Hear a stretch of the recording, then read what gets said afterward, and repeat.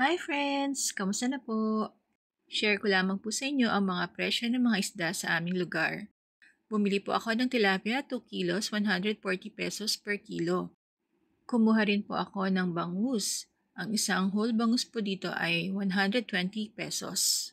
Medyo mataas po ang presyo ng mga isda sa aming lugar. Kaya bihira lamang po kami bumili nito. Bumili rin po ako ng isda na ito.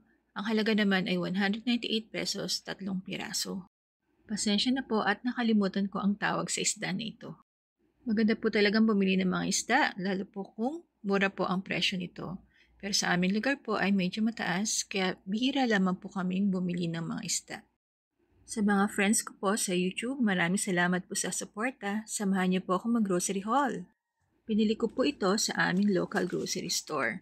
Dahil naubusan na po kami ng Magic Sarap, bumili po ako sa halagang 69.75.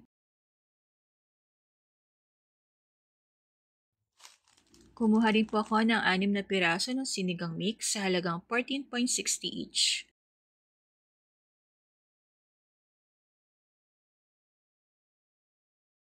Kumuha rin po ako ng Super Q na bihon sa halagang 41.10.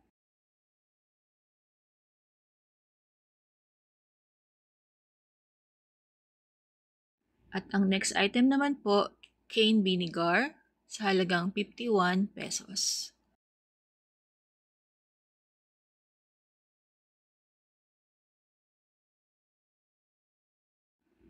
Wala na rin po kaming stock nito. Kumuha po ako ng 2 piraso ng Nestle Cream sa halagang 66.15 each.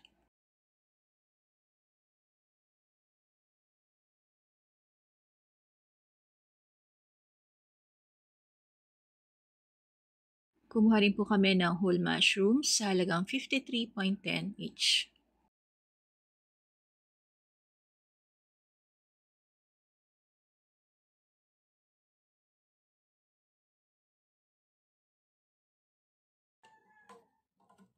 Kailangan ko na rin po mag-stock ng Alaska Evap sa halagang 54.60 each.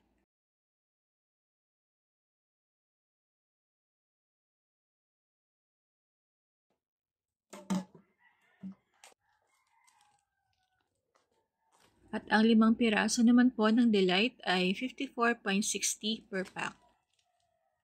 Kumuha po ako ng 4 na pack ng Delight.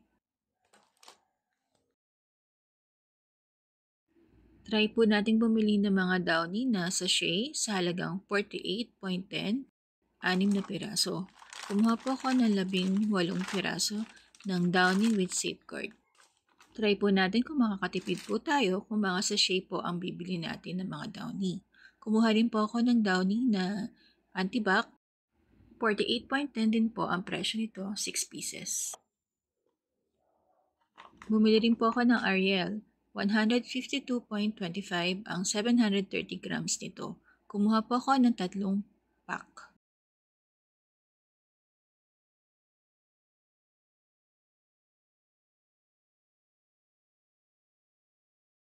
Kumuha rin po ako ng isang root beer mug sa halagang 61 pesos.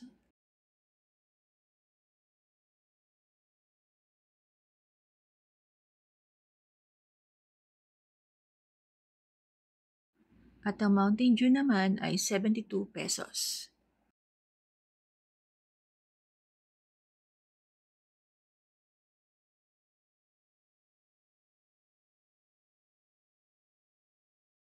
At ang total amount ng binayaran natin ay 1,692.60.